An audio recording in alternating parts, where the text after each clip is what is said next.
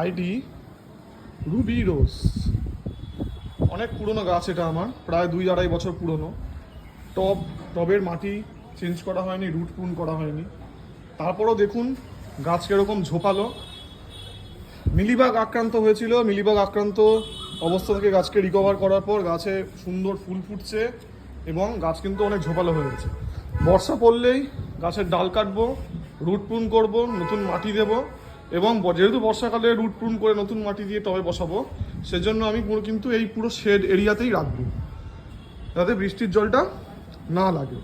এবং তার পাশে দেখুন আইডি সেল্টিক সান। এই গাছটাও প্রায় মৃতপ্রায় অবস্থায় চলে গেছিলো। মিলিবাগের জন্য অনেক ট্রিটমেন্ট করে ঠিক করেছি। আজ হাইব্রিড জবার চক্করে এই সমস্ত ব্যাঙ্গালোর, পুনে এবং দেশি ভ্যারাইটিগুলো বিলুপ্ত প্রায় হতে চলেছে।